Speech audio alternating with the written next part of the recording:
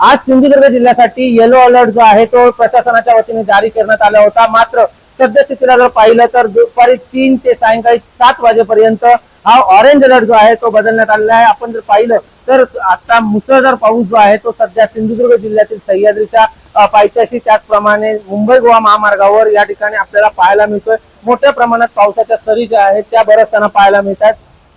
आज सिंधुदुर्ग जिल्ह्यात yellow alert म्हणजे पावसाचं वातावरण असेल असं देखील सांगण्यात आलं होतं। मात्र आता सद्यस्थितीला ऑरेंज अलर्ट जो आहे तो जारी करण्यात आलेला आहे प्रशासनाने आणि सद्यस्थितीला पावसाचं प्रमाण जे आहे ते मोठ्या प्रमाणात वाढलेलं पाहायला मिळते। मुसळधार सरी ज्या आहेत त्या देखील बरसताना पाहायला मिळतात। अगदी गटारं जी आहेत ती देखील तुडुंब भरलेली आहेत। त्यामुळे पावसाचा वेग जो आहे तो देखील वाढलेला आहे। त्यामुळे सिंधुदुर्ग जिल्ह्यात पुढील 3 तासासाठी हा ऑरेंज अलर्ट जो आहे तो जारी करण्यात आलेला आहे। आंबोली असेल, त्याचप्रमाणे सावंतवाडी असेल, कणकवली असेल, वैभववाडी असेल, तर या ठिकाणी मोठ्या प्रमाणात पावसाच्या सरी ज्या आहेत त्या बरसताना पाहायला मिळतात।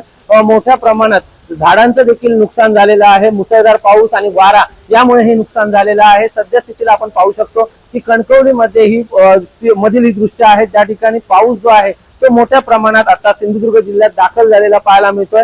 एक प्रकारे सिंधुदुर्ग जिल्ह्यात सकाळपासून जो उष्णता जी होती त्यामुळे कुठेतरी आता या पावसामुळे काहीसा गारवा जो आहे तो वातावरणात पसरलेला पाहायला मिळतोय। व्हिडिओ जर्नलिस्ट विशाल रवडेकर, LS मराठी, सिंधुदुर्ग।